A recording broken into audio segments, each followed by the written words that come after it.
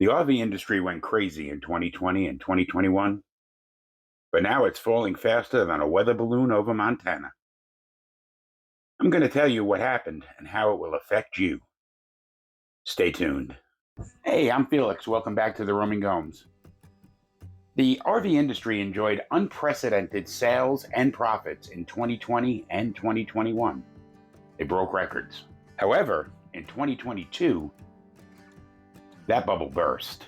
I'm going to discuss what happened and how it could affect the full-time RV community. Plus, if you stick around to the end of the video, I'm going to tell you your best way to get that spot at your preferred campground, even if they say they're full. As I said earlier, in 2020 and 2021, I don't know if it was due to the pandemic or not, but sales and profits in the RV industry reached record highs. Also, used RV sales were through the roof. People were selling RVs used for more than they paid for them.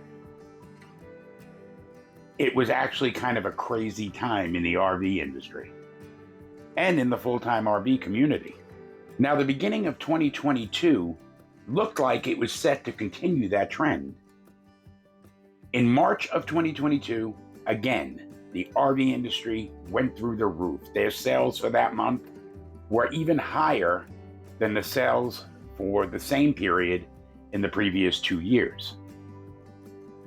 However, by August of 2022, the industry was in freefall. The industry ended the year 46% down from where it had been in the previous 2 years. And by all predictions, that is going to continue through all of 2023 and quite possibly 2024. The only sectors of the RV industry that remained intact and were actually continuing to grow were mini motorhomes and van life, Class Bs. All other sectors were down. Now, this is possibly due to the slumping economy, massive inflation. People are not quite as easily getting the money that they needed to get the loans for these RVs. In general, the economy is not in such great shape.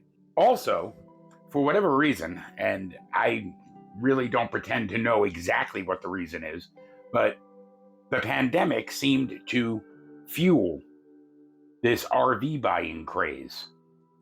Perhaps people thought that this was the best way to isolate themselves or to maintain social distance.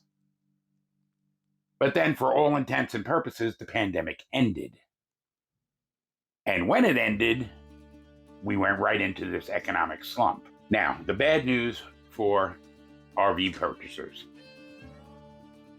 We all know, it's no secret, that the second you roll one of these RVs off the lot, the depreciation begins immediately and quickly. I could get nowhere near what I paid for this RV in the end of 2022 if I tried to sell it today. However, I'm not looking to sell. My RV is my RV, and this is my home. There are a lot of people out there who jumped right into the RV life because of the pandemic or whatever, and found that it wasn't for them. Those people are trying to sell their RVs now, and beyond the depreciation that naturally occurs with an RV at any time, the RVs that were purchased during the big boom were purchased at prices that were going up and up and up. Now, those who purchased these RVs are way underwater. And there's no way out for that. Unless for some reason, and this wasn't predictable, but unless for some reason the RV industry goes through another renaissance, as it did, there is no way that everybody that bought those RVs that are trying to sell them now are going to get back anything but a loss. But the good side, the RVs that are being sold at continuously lowering prices. The new ones. The used ones, you could probably pick up quite a deal for people that are just looking to unburden themselves of the RV that they bought impetuously during these 2 years. The other thing being that the overcrowding in RV parks that we've all had to put up with for the last 2 years should begin to lessen. And that being said, I said in the beginning of the video that I was going to give you a tip on how to maybe get a spot in an RV park that you want, even if they say they're full. When we were coming here, back to Tucson, we had been to Cactus Country before, and I reviewed them, that's up here, but we were told there were no spots available for long term anyway, and we are long term, 3 to 6 months minimum. However, I asked the manager here to just keep me in mind if they had any cancellations. Gave her my number, she has my email address, and my name, obviously. And it was funny, it was kind of really ironic. Within a couple of hours, I received a phone call stating that a seasonal occupant of the spot that I'm in had canceled for this year, and we now have a space available. If you are calling around to RV parks and you have one specifically that you really would like to get into, but they're telling you that they don't have any spaces available, do what I did. Leave your name, your phone number, your email address, and maybe they'll get a cancellation.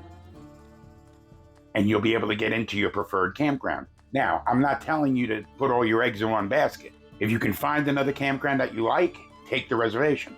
But if it's important enough to you to go to that preferred campground, make sure that the campground that you are putting the reservation in at has a cancellation policy. Some do, some don't. And you may end up, if you don't check, you may end up having to pay for a space you're never going to occupy. And look at it this way, if you cancel, maybe you're going to be the cancellation that allows somebody else to get into that park. Now, if you've gotten something out of this content, I would really love it if you'd hit the like button. It means a lot to me, and it means a lot to the channel. Until next time, I'm Felix, and I hope you can experience less worry and more wonder.